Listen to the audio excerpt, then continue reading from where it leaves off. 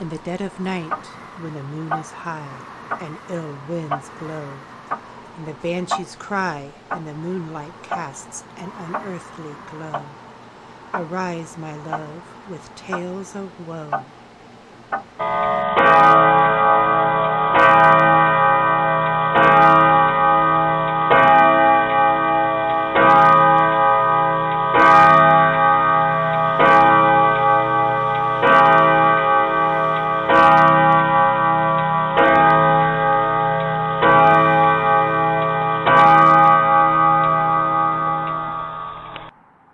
Good evening. It is 12 midnight, the paranormal hour. Welcome to Ghost to Ghost. I'm your host, Chief Lawson. Ghost to Ghost is a podcast to discuss all paranormal and parapsychology subjects. You can find Ghost to Ghost on all major formats, so tell your friends, tell your family. Come listen to Ghost to Ghost. Good evening, ladies and gentlemen. It is the midnight hour. It is time for Ghost to Ghost. Tonight, we're going to talk a little bit about the recent news of Annabelle's tour, Devil on the Run. And I think most people, we're going to go on the assumption that you know something about Annabelle, but we'll familiarize you as we go along. Tonight, my co-hosts are Sam Medley, our podcast director. Hello. And that's you. Yeah, Heather Lawson, our case manager and podcast director. I'm sorry. Hello. And Sierra's our producer. I'm sorry, I got that mixed up, didn't I? Okay, anyway. And what's Chief drinking tonight? Well, I'll tell you, normally it'd be scotch, but I've got a Fresca right at the moment, and I just finished a cup of coffee. So it's hot out here. It's hot, yes, and I haven't got to the alcohol yet, but give me time. Anyway, first of all, the first thing I want to say about this episode, it comes from me and all the members of Spirit is that we're not doing this to gain any kind of likes or extra followers or listeners. That's not the design of this. And I think too many people are jumping on that bandwagon, and I think that's wrong, especially in Dan's memory, and I don't believe that's right. So I'm going to tell you up front, we've been asked a lot about this, and I feel like we owe some of our followers and listeners an answer. But I felt like we should wait long enough afterwards that it isn't misinterpreted either. We at Spirit want to say how sorry we are to Dan's family and to Tony and the Nespar Team for their loss.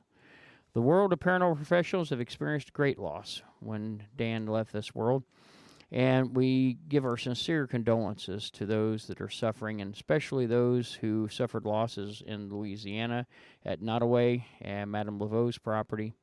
So, having said that, we'll dive in here. So, everybody's talking about Annabelle's March of Destruction during the Devil on the Run, or some believe it should be the Run with the Devil. We're looking at some of these questions tonight about the current situation. Ghost to Ghost had planned a series on haunted objects, and we're still going to do that. That hasn't changed, but I'm pushing that back a bit, letting the smoke clear, and then we'll start talking to some of the handlers of some of these objects. Haunted dolls aren't exactly new. Besides Annabelle, there is Robert the doll. He's down in Key West, Florida. And Shadow doll, Ruby. And this is a Japanese doll, and I'm going to pronounce this wrong, so I'm just telling you right off the bat. It's spelled O-K-I-K-U. Okiku. Okiku. That's cute. Bet she isn't, but that's cute. Okay. And then, of course... Everybody get best guess. Oh, yeah. And then you got the Chicago History Museum collection. They have a very large collection that's known to be haunted. And you have Gerald. Needless to say, we will keep this... Gerald. What is it? Gerald. Yeah, oh, yes. Yeah, I know why my wife is laughing. That comes from Clarkson's farm, Gerald. Probably talks the same way. Anyway, needless to say, we're going to keep up the progress of working on this. So, quick fact about Robert the doll. More than 10,000 letters arrive at the museum apologizing to Robert for offending him and asking forgiveness because something that has went wrong in their life and they feel like they've been wronged. So this right off the bat should tell you there's a lot of belief out there. There is a lot of belief. Also, oddly enough. We want to recognize the passing of two great legends, Ozzy Osbourne and Hulk Hogan. Um, Ozzy Osbourne blamed his Parkinson's on Robert the Doll. It seems that he had went to see Robert the Doll in the museum, bought one of the little stuffed things, and I guess he was making fun of it and inadvertently put it in the microwave. And, yeah, that'd do it, I suppose. And so, anyway, he was shortly thereafter. If you want to offend Robert the Doll, that's one way to do Yeah, it. check his ass in a microwave and nuke him. Yeah, that'll do it. Anyway, apparently he believed that that's what caused his Parkinson's. It was later diagnosed after that happened. So we're going to talk about the tour tonight, and we're going to talk about a lot of different things. Pedophobia. That doesn't even sound. It sounds like something. Pedophobia. Yeah, I know, but that shouldn't. That has a. I think that made it worse. Yeah. That No, doesn't it's sound right. No, but the whole pedo thing is, yeah, they should have done that differently. But anyway, that is the fear of dolls. And for the guys in the Murat Crown group, colophobia is the fear of clowns. Anyway, so I've never feared the clowns, but they, and we're going to leave it there. Anyway, nutshell about Annabelle. For those who don't know who Annabelle is, I find it hard this day and age not knowing who Annabelle is. Annabelle is a Raggedy Ann doll, a fairly large one. It was bought from a hobby store. The doll was a birthday present for a young lady who was in nursing school. She lived in a tiny apartment with a roommate named Angie.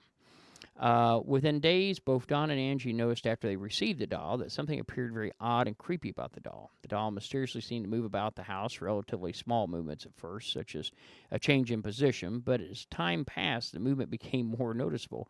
Don and Angie would come home to find the doll in a completely different room. So we're assuming they're studying to be nurses. They're probably doing clinicals, or they're in class, one or the other. So somewhere. yeah, so they're coming home, and at one point I read they came in at like midnight. So they're probably, when you do clinicals, you get the crappy shifts generally because you're learning, and that makes you bottom of the food chain. So they usually stick you on afternoon. So they're probably working like a 3 to 11, 3 to 12 shift, and then coming in. So, oh my God, sorry, that's our cat in the background. Anyway, we silenced everything before we began this broadcast except for one thing, the big furball idiot outside. So anyway, sometimes the doll we found with its legs crossed, arms folded. Other times it found upright, standing on its feet. Sometimes Donna left the doll on a couch before leaving for work and returned to find the doll in her room on the bed or with the door closed. And that's got to be spooky to begin with. I guess most people's first thing would be maintenance guy coming in. That would worry me a little bit. Somebody's coming in and moving it. Somebody's coming in. I think then I would start getting some hidden cameras. Annabelle the doll not only moved, but could write as well, it appears. About a month into the experiences, Don and Angie began to find messages on parchment paper that read, "Help us" and "Help Lou." And I think that's a typo. It's supposed to be you. Anyway, I'm going with that because I don't remember a Lou in the story. The handwriting, as if it were written by a small child. The creepy part about the messages was that not the wording, but the way they were written. At the time, Donna had never kept parchment paper on which notes were written in the house, so where did it come from? They brought in a psychic, and that psychic told them the doll was inhabited by a ghostly spirit of a young girl who died by the name of Annabelle. So there's where the Annabelle comes in at. And that the psychic further told them that the spirit of Annabelle wished to inhabit the doll but needed their permission. Ghosts don't usually ask permission before they move in. It's rare. That ought to have been a big red flag there. And the girls gave the entity permission to inhabit the doll. So, it kind of goes back to... Yeah, exactly. It goes back to that kind of vampire thing. Never invite one into your home kind of thing. Same deal. So later it was determined that it was a demon possessing or posing as a 7-year-old. That was determined by Lorraine Warren when Ed and Lorraine started investigating when they were brought in. Also, before the Warrens were brought in, it turns out the girls started using Ouija boards to try to communicate with the doll and having seances, which increased the doll's ability and power over them. The Warrens finally took the doll out of there and brought it to their museum. After both Ed and Lorraine passed, the museum and all of its contents went down to Tony Spera and his wife Judy. And so did the directorship of Nespar, which is New England's special paranormal, their paranormal group. Several lead investigators, such as Dan Rivera, also belong to Nespar, and they have memberships for associate members and so forth. I know recently the gentleman from Paranormal Penn State was on. I can't think of his name, but he's been on several of the videos as well. A nutshell of other haunted objects we talked about, my percentages of hauntings and attachments, and I want to say something here. The difference between this is not a haunted attachment. This is a demonic possession. There's a very big difference. This is a possessed object. Yeah, I mean, haunted objects, and John Zappa made his own TV show called Haunted Collector. It ran for several years, seasons, I guess. Bottom line, though, is a haunted attachment, and we always, when I lecture, I always joke about this. I always tell people that, the way I look at it is 80% of the time entities will attach to a location, and then 15% of the time to an object, and 5% or less to a person. And I always remind everybody, in the words of the cable guy, that 72.4% of all statistics are made up on the spot. So, having said that, that's just a rough way of looking at attachments. Possessions are very rare, but it's been documented in past cases where demons have come in, and there's 4 stages of possession. We're not getting into that's another episode in itself. But when obsession and then possession, when that happens, they a lot of times will pose as a child because children's spirits are quickly accepted where adults are not. So it's a foot in the door kind of concept, no different than a Kirby vacuum cleaner. Anyway, salesman. But John Zappa has a collection. There's several museums with collections. We know the Nykirks have their traveling museum. Of course, the Warrens, and then you've got Zach Bagans. And by advice of my producer, I'm behaving myself, limiting comments to just the facts, where it concerns Ghost Adventures and Zach Bagans. So anyway, he has a museum in Las Vegas. You could buy a good scotch for the amount to get in there. I'm just saying. But anyway, and it has artifacts in it. Keeping of artifacts, and again, it's different from having haunted attached items and having demonic attached items. And so here goes the accusations and conspiracies. They start after Annabelle starts her tour, okay? The tour began at West Virginia State Penitentiary. Okay, that was her first stop.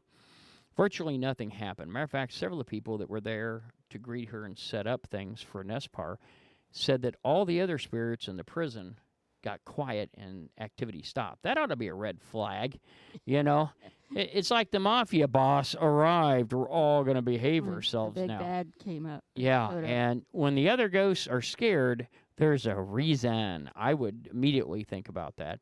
Her second stop was where the problem really began. That was New Orleans at Ghost City Tours. Now, this is a little building, and they do tours. I'm not familiar with them. I don't know the people there. I want to point that out. But next door is a shop of one of the oldest voodoo practitioners in New Orleans, the Bone Lady. She's 5th-generation voodoo priestess. The van containing Annabelle parked in front of her store and the one for Ghost City to unload it.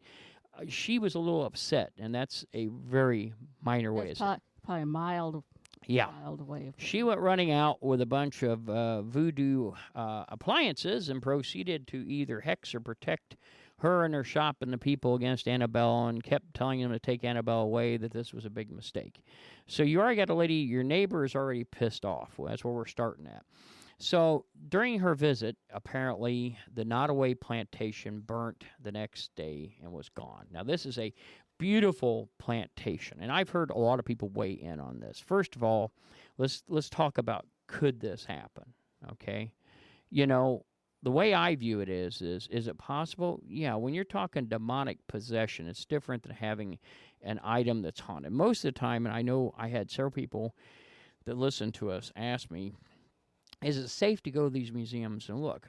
Generally speaking, yes. You take the approach that you're looking at a poisonous snake in a cage, okay? And because usually if you go into most museums, John Zappa's, the Nykirks, they have protection spells around, or protection prayers around them. They usually are encased in salt and glass, and those cases have been blessed in such a way that they can't get out. So treat it the same way. It's like a timber rattler. Don't go up and knock on the glass. That's an exceptionally bad idea. I mean, you're picking a fight, basically. It's just not a good idea.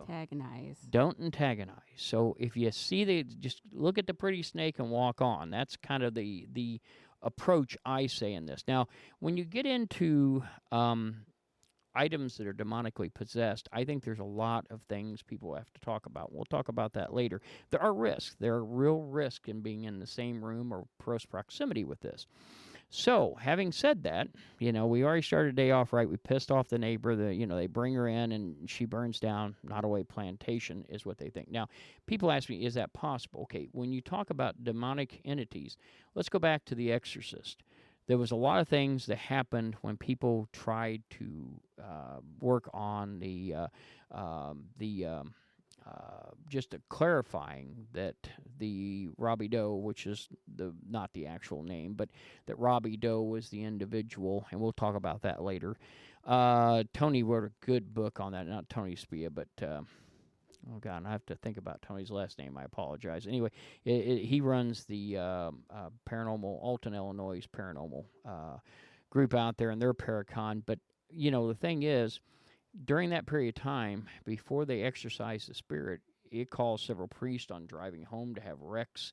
It caused a priest to fall down a large staircase. Didn't it cause one of them to have a heart attack?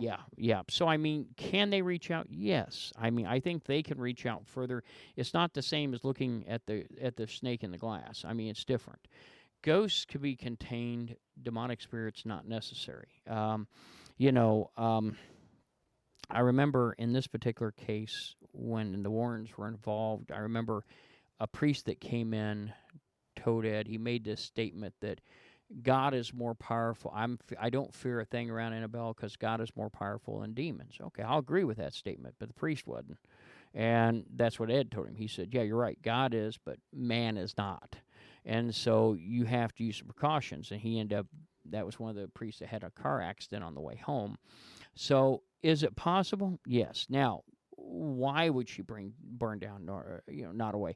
I remember one YouTuber said, and one podcaster said, it's because it was an evil place and it had slavery. Almost every plantation in the South had slavery, I hate to tell you. That's called workforce. But she wouldn't have. Why would she burn down an evil place? If she's going to burn something down, I would think a church would be her first go. Yeah.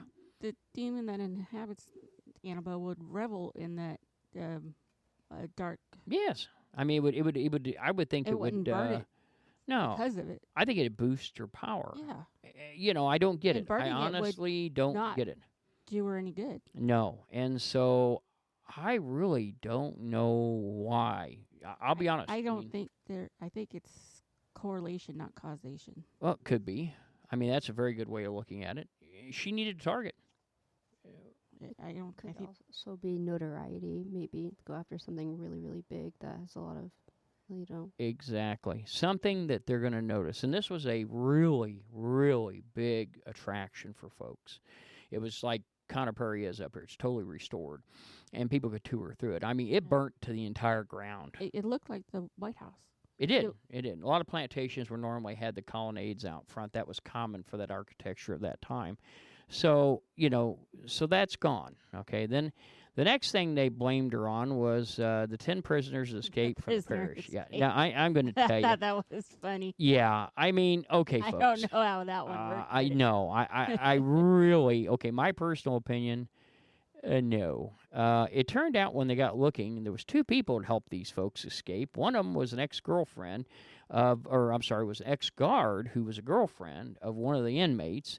She had her hand in it, and then the janitor turned off the water to the toilet. They tore the toilet out, went out through the hole. I don't think Annabelle had a thing to do with that. Sounds like to me it was an inside job. It's just a regular old prison break. It's just a regular old prison break. Sounds like the warden wasn't doing his job there, didn't vet the people well enough, whatever. I'm not blaming the warden. I'm just saying it. Certainly, I don't think it was One Annabelle's. of those things that happen. Yeah, I really think we're getting a little carried away with them. But then on May 9th, Madame Laveau's grounds burn. Now think about it. Why would she burn, or she attempted to. They saved it, put the fire out before it got too far. Now, Madame Laveau's original house burnt down. They built which is now an Airbnb on that property. But I've got my ideas. What are yours? What do you think is the reason they burnt? She went after that one. Think about it. Competition? Nah, first thing that happened. What happened when she first got to... Oh, the voodoo priestess. The Boone Lady. The bone I lady. think that was a shot at the Bone Lady and voodoo in general. Hey, I'm much more powerful in voodoo, and I'm going to show you. I truthfully believe that. Now, you can't blame... Retribution. Yeah, retribution. That's a good way. You can't turn around and blame everything else happened during that period of time in New Orleans on her. I mean, come on, folks, especially the prison break. I thought that was the funniest of them all. But yeah, and so, so now the third stop is San Antonio, Texas. She goes to the Black Swan Inn, okay? At this stop, this is where everything went nuts. And it started being claimed that she had disappeared off the tour. The doll was missing. And they didn't know they got this started on the internet. And they said that first the doll was in Chicago. Well, that is a stop. And matter of fact, folks, that's a stop we were looking at seeing Annabelle on, and we'll talk about that later too. But every time Annabelle left one of these before she went to her next stop or next paracon or next exhibit, she was taken back to the Warrens Museum. That's where she's contained, period. And that's where she was at. And Dan Rivera especially shot a video saying, hey, folks, she went back home. Right here. We brought her back. She's still in her cage, okay, he'd use cage, because it's really not that good a cage, but she's in her box. So here she is. She is not running loose. She would go back to her main, cage, that box. Yes. Back at the Warrens. Yeah. The one that they took her in was the traveling box, wasn't it? No, there was a deal, and this is out there. There's two boxes, okay? The first box that she was ever contained in was built by Ed Warren, and it has a sign that they put into the new box when they moved it, and it says, positively, do not open. And, I can tell you, Jeff Foxworthy has one of the greatest things. I taught this a lot in firefighting when we talk about safety classes. If you see a warning emblem, guaranteed some idiot tried it. Or more. And so that happens. And I do believe that, yes, there was need for that. Although the original box, they look alike. I don't know about their same size. I don't know. But they're built, they've got three crosses representing the Holy Trinity, and it's on three sides. And they mix holy water with the stain they stain the box with. Has a glass front. I think his originally just had a white light, and the thing was they bathed her in a white light because white lights are considered to be more pure. And you'll find as you study through religions that light in Freemasonry is thought of as knowledge and as power, where things that hide in the dark or live in the dark are the low end and powerless things. So I think that's why. Now, when they built the new box, I don't know why they built the new box. I assume the old box had problems or they needed to maintain it, so they built a spare to put her in while they're maintaining the other one. It was done the same way, and it had carry handles on the side, and it had a red light in it. So they took her and put her in that at some given point. Now, the video that's on the internet right now is of Tony Spera and Dan Rivera and a few of the other people there, including a priest from Nespar, and they're going to move her from one box to another. Now, I can tell you, because I talked to Tony, we were going to have to move a painting, and we'll talk about that in a few minutes. But anyway, one of the things they'll tell you to do is don't let it touch your bare skin. And they had special gloves made for moving Annabelle. I'm assuming these have things sewn in them, probably have been washed in holy water. But before they began, they had Dan, who agreed to move her, wash his hands in holy water and dry them, and then he put the gloves on. His skin never touched Annabelle. And the idea was to move her quickly from one box to the other box. Yeah, he showed the gloves a lot. Yes, he did. And they said several prayers before they began. They said the Lord's Prayer, and then they moved her. And it was very fast. You can hear Tony encouraging to move faster to get her in. And once the door was shut, they did another protection prayer, and that was that. Okay, and then they went and restained the box and everything. I think what they were doing, my thought is, it doesn't say this in the video, but I think they were getting the box ready to travel, and they felt like they wanted to add to the stain, and they wanted to put more holy water in it and so forth, so that it was ready to contain her. Yeah, and I think so. And I think they may have put some other, because the boxes were meant for containment, not travel. Yeah, so I think they were installing some handles and things. I think that's what was going on. And I'm assuming she got moved back to that box. So anyway, it's an older video, and it shows him in there. And actually, it shows him moving Annabelle. But he did it the same way. Now, people say, oh, my God. I've seen so many of these stupid videos that he touched her. He didn't exactly touch her. He touched her. But I got news for you. Annabelle's been moved a few times. Certainly there's a very famous picture of the Warrens, and I believe that she's being held by Ed or I don't know. I was trying to remember who it was. I thought it was Lorraine. Maybe it's Lorraine. I think it is. Carries her She around. carried her around. Yeah. So but she was a psychic. She was balanced out there enough she could guard against that, and she carried her around. So she's been handled before. It's not the first time. There's And everybody's pictures of her freaking carrying out. it. Yeah, and I mean, several times she's been handled. So, and people go, why don't they just leave her in the museum, let people come see her? Well, the museum isn't open. The museum, the city wanted to shut that down, and the problem is the museum's in the Warrens' old home. It's nice, they've landscaped it, but the problem is it has no parking. And so the city found them on an ordinance and said, hey, look, can't be open until you get a parking lot. And I think they've been trying to raise money to get a facility put together, but they haven't so far. So anyway, so at this particular stop, I don't think she calls the cops. Maybe she did, but I think she convinced, or several people on their own freaked out and decided she was missing. So they put that to bed. Then Gettysburg, Pennsylvania was the next one. And that, actually, she was in an exhibit hall. And when they exhibit her, they do a prayer before they go in. Dan Rivera was giving people that were going to view her instructions. Number one, don't touch the box. They had when you looked initially, they had like a tape or something on the floor as close as you could get. They had a boundary line there, and I don't know if there was something a prayer and holy water that was used. They didn't want to cross, or maybe it was a salt boundary line. But I do know for a fact there was a boundary line there. Now, a lot of big things have been going on because, there's nothing that brings out family values than reunions, funerals, and haunted doll tours, let me tell you. So apparently, Judy and Tony's son, Chris McKenna, he and them do not get along. They are not on speaking terms. And Chris he's the director of the Warren Legacy Foundation for Paranormal Research. So started his own group to honor the Warrens.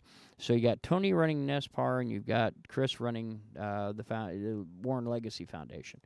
Okay, so he's the son of Judy and stepson of Tony. He alleges that Lorraine never wanted the doll on tour. Warns that people not to go see the doll, which would put them at high risk. He pleads to shut down the tour. He states that he does not own the doll, although if he did, he would not take it on tour. So he takes some jabs there at Tony and says Tony isn't an investigator. He comes right out and says he doesn't know the first thing about investigating. He doesn't know anything about Annabelle. And, and so forth. And, he's the problem with this is it's not exactly accurate as far as Annabelle's been on tour when Lorraine was alive. She did it wasn't really a tour. It was an appearance. She did a night with Annabelle, and it was had an Italian restaurant of all places. And, you got your spaghetti meal. night with Annabelle. Yeah, you got spaghetti, and then you got to go see Annabelle. It was, and it was, I assume, a way to maintain the museum and everything else. So, it was a charge. Spaghetti and so fundraiser. Forth. Yeah, I don't see a difference there. She was still moved. The one big thing that I'll say is she was not taken anywhere that was already haunted. that's kind of like that's like the Pac-Man when it eats the energy cube. I think that personally, my opinion is that power can be certainly increased by going to somewhere known to be haunted. So, having said that, okay, he claims that they're allowing people to touch the case. I was to understand by everything I read that that's not the case. They're warning them not to. But I have seen some photos of people that are really close to the case. Really close to the case. And now I could see that being a problem. I wouldn't know why anybody would do that. I don't know if, as long as you don't touch it. My theory is don't cross the line. You don't want to be that close. And there's still a risk even being in the room with her with all the guards. I think there still is.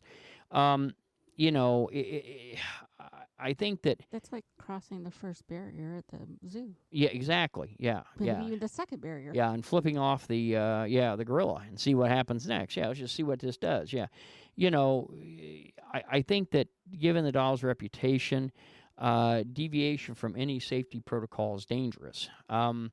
He states that this is going on, that the Warrens aren't, or that the Tony isn't taking proper precautions. So, I will say that what I know of Tony, he's a nice guy. When we need the help, we reached out to Tony. Tony was quick to tell us. I don't see evidence of this per se, other than the photos I'm seeing, and I can't tell 100% the depth of the photos. Yeah, But how close they actually yeah, I mean, to me, it looks like they're standing right next to the case, and that would make me extremely nervous. But there again, that may be okay. They may have done something that I'm unaware of. Now, of course, with this comes all the stars that have to weigh in. Zach Bagans, again, we will be keeping this to the facts, the host of the Ghost Adventures and collector of haunted objects. Zach Bagans has echoed the concerns about handling such items. He shared his own experience with Annabelle the doll in 2017, where he felt negatively affected after touching her case. About that warning about touching the case, I'm just saying. Shouldn't touch the case. Yeah. It's almost like the warning was right in front of him. Yeah.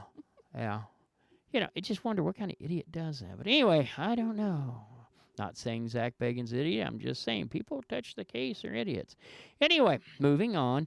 Jason Halls from Ghost Hunters. Halls, he pushed back a little bit and said that against a lot of the theories linking Rivera's death to Annabelle doll, urging people to focus on remembering Rivera and not turning his death into some sort of made-up bullshit story, his words. And I agree. I think that people are blowing it way out of proportion. Now, many people don't want her in their town since this has happened. And I know they're planning Especially not now. No, they're supposedly planning a protest when she goes to Maine. Maine is her next stop. And that'll be in September. And so I guess you're going to have, on one sidewalk, you'll have the ICE protesters. On the other ones, you'll have the Annabelle protesters. Maybe they're sharing signs. Who knows? Anyway, social media influencers are ledging all over the place. There's two in particular that I've seen that have made more videos in the last 10 days than you would believe on, things going on and how bad this is, and everybody's commenting. And I believe, I have not read it, but I also believe that on Kindred Souls. Spirits, I'm sorry. Kindred Spirits, both, and God, my brain Amy, Amy and Adam. I'm sorry, my brain went in, my clutch slipped down there. Amy and Adam both made a comment, or one of them made a comment to the fact, agreeing with Jason, that this should be a time to let the family mourn, and this certainly shouldn't be a time we're trying to connect all these dots. And, I agree. I think too many people are going crazy with this. So, now, if we look at the facts, of the case, was Annabelle on tour when Lorraine was still in control? Yes. We know, not really tour, but we know that she had at least one, if not more, appearances. Did anything result from them? None that we know of. Now, there were several people that were allowed in the museum, or when it was still open, they could function before the city shut them down, and people had reported negative impacts and having some problems. So there are cases out there. That is true. The event that we were talking about, the night with her, took place on October 29, 2016 in Monroe, Connecticut. Now, it was close to home, but it was still not in the museum. It was a large Italian restaurant called Roberto's. The backside of the room was filled with antique occult objects. The shadow doll was there. The conjuring mirror was there, and so forth. So they kind of like they're doing now. They had several objects there. And you know, they all come from the Warrens Museum. At the center of the back was a tall, lengthy object covered with a sheet on, and everybody knew that was Annabelle, and it was kept covered up until time for people to view it. Was she on tour after that? Yes. Did anything occur? Well, no, not really. You know, again, she and they had her one time on Seekers of the Paranormal, which was a film that Tony shot for the Warrens. And this is back before the days of YouTube and all that. He was shooting it on VHS. I mean, and it's still out there. You can find it on the YouTubes, all their different episodes. So why did she not act out? Was it because Lorraine was overseeing her, or, and the ones when Ed were there both were overseeing her? Yeah, maybe. I don't know. My opinion. Possible. Yeah. I mean, what are your what is your opinions? What do you think? I don't know. She could have had some kind of connection with Ed and Lorraine. Sarah? Yeah, I kind of agree with Heather. Yeah, I think that could have had something to do with it. And Well, and two, I don't think they. And now that they're gone, she's not quite as contained. No, and again, it's maybe kinda, it's time to exercise her. Yeah, and certainly that I'm sure that there's some people who have thought that, or at least are thinking that. I think keeping her out of a haunted location helps. That would probably help a lot. Yeah, I mean, if you go to a paranormal convention, you're in a convention center. Generally, those aren't haunted. The one we went to was a casino. The casino could have been haunted, but we didn't know anything of it. I mean, the Michigan Paracon, there was nothing known that I'm aware of that it was haunted. Other places, usually it's a convention center or some sort of meeting hall. So you don't. And it's kind of like the penitentiary. That was extremely haunted, but all the ghosts, they knew, they backed down pretty quick. They knew to stay out of the way. Exactly. So I think that, some of this kind of fades into there. So they say Tony and Nespar risk the safety of the public. I don't know they do. That's a bit of a stretch. Yeah, I think so. I really don't see that. I mean, in my opinion, anytime you're dealing with anything that's possessed, there's a risk. But they're taking the biggest risk because they keep the doll all the time. Yeah. In their home. They Yeah. live there still. Yeah. You can't blame other people's actions on them. I mean, the general public's going to do what the general public's going to do. Exactly. I like that. That's true. And so I don't see that. I don't see the doll being out of control. I think they took I won't say, some people would say extreme precautions, but I think they took all the precautions they possibly could. They're even traveling with a Catholic priest, Father Bob. And so Father Bob travels with them. So, I mean, they've done everything they can do to make it safe. Now, at some point, the same thing applies to the public. The public has a responsibility here. If you're going to go see something like this, you have to decide if it's safe for you. It's no different if you go into a zoo. I mean, there's been accidents at zoos. We see them all the time. I mean, not often, but often enough. It's part of the risk. If you go bungee cord diving, there's a risk. I mean, you're deciding to jump off a large height with a rubber band tied to your feet. I mean, there's risk involved. There's risk driving your car down the road. You have to weigh out how much of a risk is there and how dangerous it is. When back in 2021, we talked to Tony about a painting that was related to Hoagie Carmichael, some of his relation. He had nothing to do with it, but the painting was of a cabin in Brown County, Indiana, that a murder had happened in, and the painting was done of this murder cabin. Cabin didn't exist any longer. We tried to find where it was at. We kind of found from some of the newspaper articles about the murder and everything. Essentially, the guy that was murdered was related to Hoagie Carmichael. Hoagie Carmichael was a very popular personality in the early 20s and 30s. And we found out that the painting was we believe had an attachment. Certain times at night the light would come on in the cabin in the painting. Other times the light would be off. So, and it seemed like at night sometimes looked like the light was on. So the owner called us and said, "Hey, look, I'm scared of this thing. I want it gone." So we had never actually, we have dealt with haunted objects, but not when we're taking them with us when we leave. It's not that kind of thing. So I emailed Tony and said, "Hey, I've got this problem," and I told him what's going on. He gave me exact instructions on how to handle this thing. And I mean, it was great. Now, we never did end up with the painting. At the end, the family came in and said, "Hey, you can't give that away." And they took possession of it. Apparently it wasn't just his for the giving. So we're not getting into that case. But anyway, he was very careful and very explicit on all these instructions. And I believe that he does everything he possibly can, again, to keep that safe. Some things we know that attached objects can be good or bad, because sometimes some ghosts are just, they were bad in life and they're bad in death. I mean, you've got some angry, ill people that just aren't good people. So that can happen. And so I'm going to say that, there's probably a risk of that with any attached object. Now, there's an egregious amount of risk involved in demonically possessed objects. Now, and you need to know the difference. All we know about Annabelle's case is that it's the best way they know, with the help of the Catholic Church, to contain that. So, I do believe there's a risk around her, but again, it depends on how one looks at it. Did Dan handle Annabelle? Yes and no. He handled her with all the precautions that have been used in previous times to change the case. And so he did handle her, but not direct contact. If Annabelle was responsible for any of the tragedies that befell, why did she pick these locations? Well, New Orleans, they kind of picked a fight with her, in my mind. Mainly it started with the Bone Lady. The Bone Lady. Yeah, and she wanted to make a mark. She was pissed. When they went to the prison, no one picked a fight. When they were in Texas, no one did. And she didn't even have to pick that one. They, most of the spectators out there will say, made up the rumor that she was gone. So, again, these are things that, when you look at it, you have to take it at face value. So okay, if a visitor wanted to attend one of these events and be in the proximity of Annabelle, are some people more, is there risk, and are some people more vulnerable than others? Yes. Okay, and there's some real dangers out there. She is supercharged with negative, evil energy. Now, this is one thing. Some people can be evil. We know that.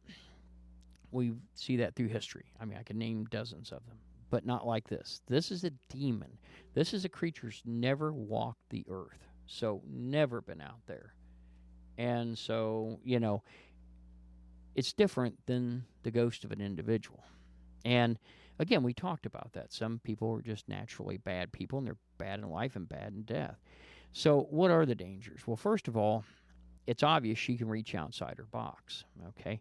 So we got to look at two factors prevalent in this. And one thing is let's talk about the basis of religion. All religions, even occults, are based upon two things: faith and belief. Their followers, if they believe strongly and wholeheartedly, and their faith is strong, then a lot of things can happen. And one thing that can happen is that there's a power there.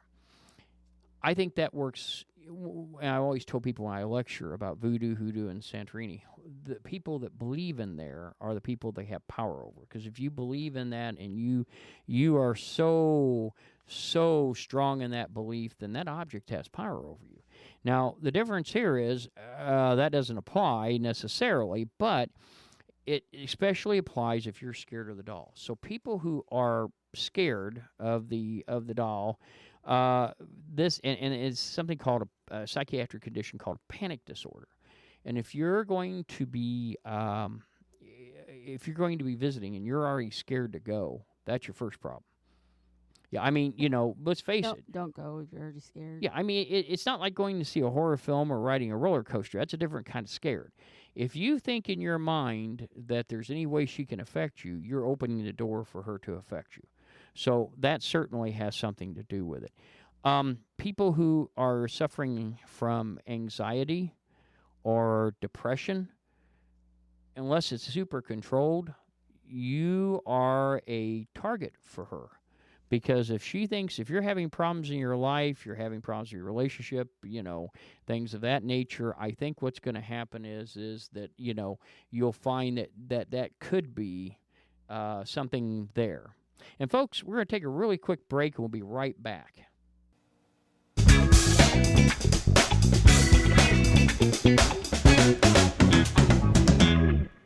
All right, folks, we're back, and we're talking about Annabelle and her tour. So we were talking about people and who is in danger if they go see her, and how is that. Again, we talked about this. If someone feels that they could be in danger, they're scared of Annabelle, you shouldn't be at that event or in the room with her. You can be at the event, but I would not go in the room with her. Can she do harm? Again, we talked about this with the movie The Exodus and everything. We find out that she can reach out of the box, and I can't say 100% she was responsible for any of the stuff that happened. I don't know if she's responsible for Dan's death. I really don't. I mean, if she wants to get back at somebody, certainly one of the Nespar team, I could see her doing that. But I don't know that, and I don't want everybody going around saying, well, Chief from Spirit said, okay, well, I don't know. I mean, I'll be honest. But the question is it's up to the individual. The question is, do you want to take the chance? And if so, what are your risks? And it's obvious. If you're scared of her, you shouldn't be there, because she'll know that. She can sense that, and there's a chance she could reach out. You should not touch the box, because only idiots touch the box. Anyway, but and I would not violate any of the safety regulations that the handlers from Nespar are telling you not to do. If they say don't do it, there's a good reason for that. And that's important. If you are suffering from depression, anxiety, you're having problems in your life, and you're a little depressed, this is not the time to go see Annabelle. That's not going to help your situation. So if you have any kind of high anxiety, that's going to be a problem. And if you're developing high anxiety by the dread of seeing her, certainly that's an issue. These are things that you need to think about, and again, listen to the rules, say your prayers. If you are a religious belief, whatever denomination you are, say a prayer of protection. If you feel comfortable and you want to carry beads in, prayer beads, or, rosaries, or whatever you want to carry, I say do so. But just remember, it's showing Annabelle that you might be a little scared. I mean, and I'm saying don't go in there and look at her and go, I bet you, no, we're not doing that. I mean, don't do anything stupid. Yeah. Well, that's more like antagonizing. Yeah, again, that's just stupid. You're picking a fight. It's one thing to pick a fight with a ghost, another thing to pick a fight with a demon. You're going to lose. So, well, you'll probably lose with the ghost, too. Yeah, you could. And so, these are the things that I'm going to say that we have to watch out for. Now, and I'll tell you, we were talking about Dan's death, and again, we mourn Dan's passing, and I'm going to read this real quick. This is a press release. It was released on July 15th from Nespar, and it says, with heavy hearts, we share the sudden, heartbreaking loss of our dear friend and colleague, Dan Rivera. The New England Society for Psychic Research is devastated by his passing and is still coming to terms with the profound loss.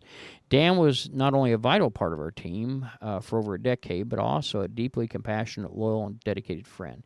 He was a U.S. Army veteran. Dan served both his country and his people around him. He worked closely with Lorraine Warren and remained by her side as her health declined, always offering a steady hand and unwavering support.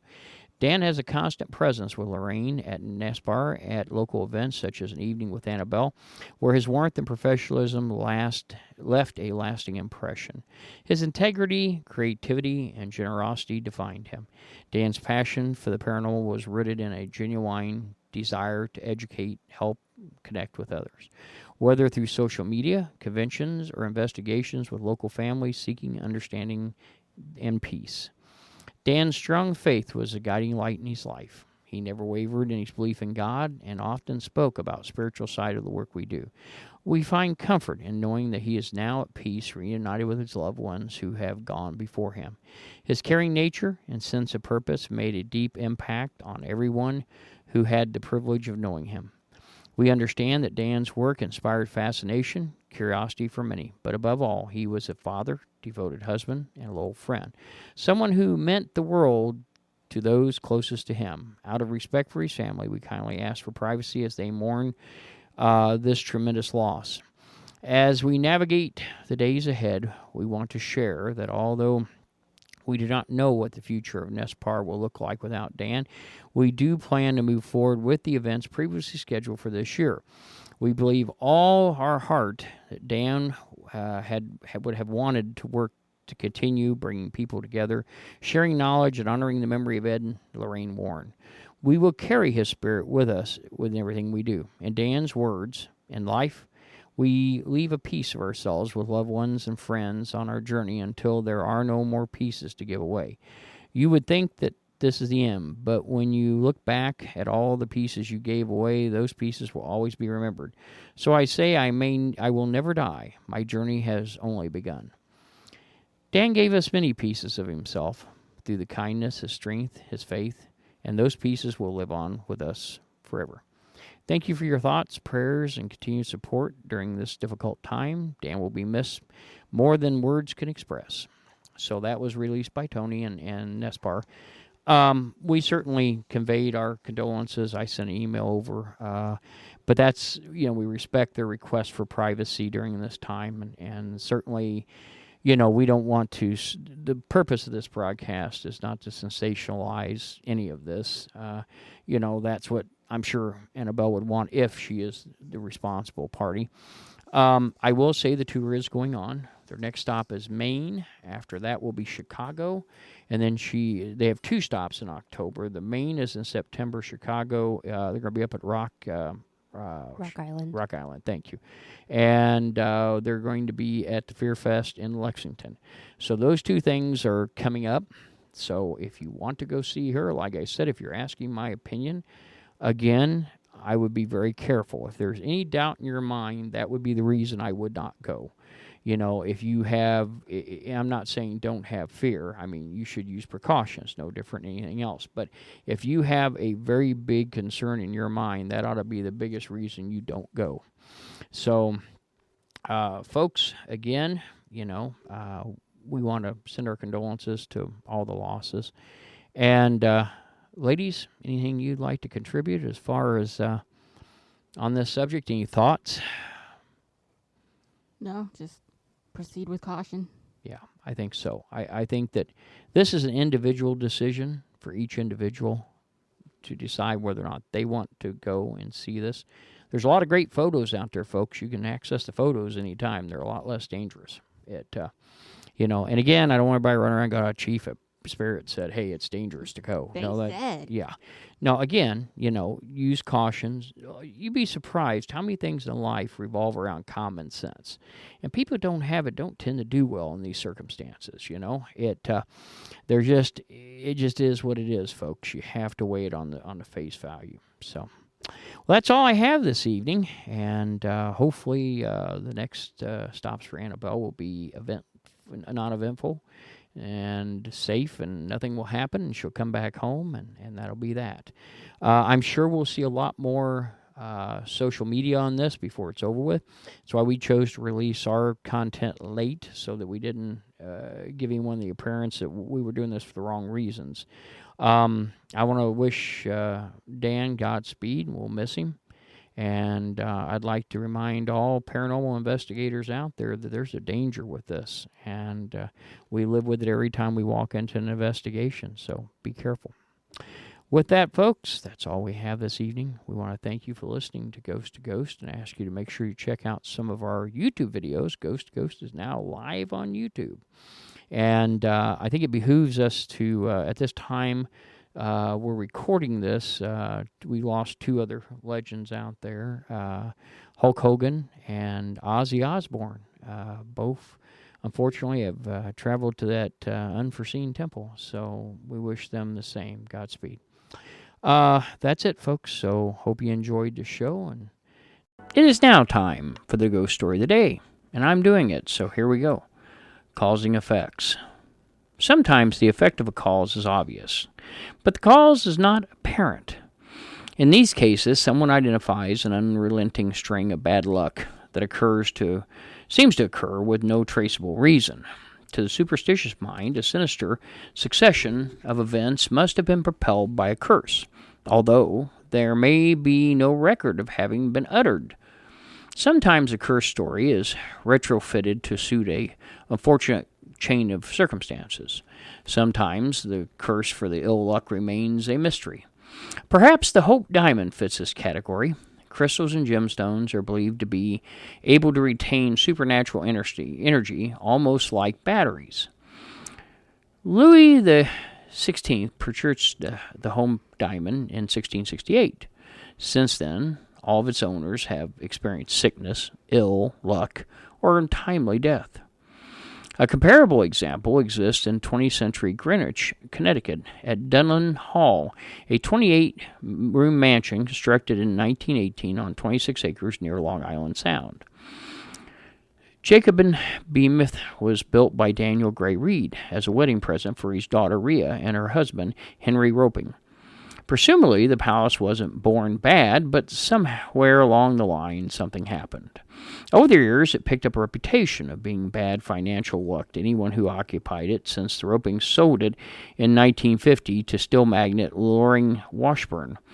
Almost immediately, he was beset with money problems. Things got so bad that in the early 1960s, the finance company took the house away.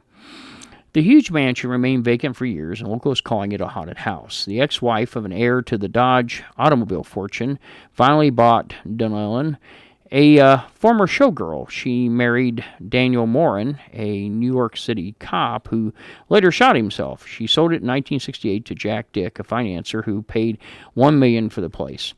3 years later, he was indicted for stealing $840,000. Before the case even went to trial in 1974, Jack died of a heart attack as he was being chauffeured home. Lydia, his widow, promptly put the house up for sale. It was she who first gave to voice what many others suspected: the place was cursed, like the Hope Diamond. It brought back bad luck to anyone who owned it. Nonetheless, Indian Alaman Ravi Tikko readily laid down $3 million to buy the cursed property. He was quickly seized with unexpected financial problems associated with mid-1970s oil embargo. Soon he was forced to sell. At this point, Harry and Leona Hemsley acquired Dunlan Hall. Shortly after, the feds caught up with them in 1988. The Hemsleys were arrested for income tax evasion. In 1990, Lena, the so-called Queen of Mean, was convicted and sentenced to prison. I can't help but wonder if the Roping family somehow saw what was coming and unloaded the place just in time. Thanks for listening to Ghost. Again, I'm your host, Chief Lawson. You can find Ghost on all major formats on the 15th and 30th of the month at midnight. If you'd like to be a guest on the show, maybe have a question or subject you'd like to ask about on air, or be used on the show, please email us at ghosttoghost@spiritindiana.com, ghosttoghost@spiritindiana.com. I want to thank my production staff on Spirit, Jennifer Verne, our research manager and our producer, and Heather Lawson, our trainer on Spirit and our podcast director, for helping make these podcasts possible. My chief of staff, Andrew Brooks, for his guidance and help on the scripts, and everyone else involved. Thank you so much. See you next time. Until then, stay safe and remember the truth is out there. Good night. Ghost to Ghost podcast and its contents is the property of Spirit Paranormal Ltd. All rights reserved. We welcome you to download and play the podcast and share with others for personal use. You may not, except with written permission, use or distribute its contents for commercial use. Spirit Indiana Paranormal, covering the Hoosier State since 2002, Indy's oldest parapsychology investigation group. If you're experiencing what you believe to be paranormal issues, reach out to us for help at www.spiritindiana.com or call our hotline at 317-883-9103. Again, that is www.spiritindiana.com or our hotline at 317-883-9103. Thank you for listening. Take care of yourself and the ones you love, and be safe out there.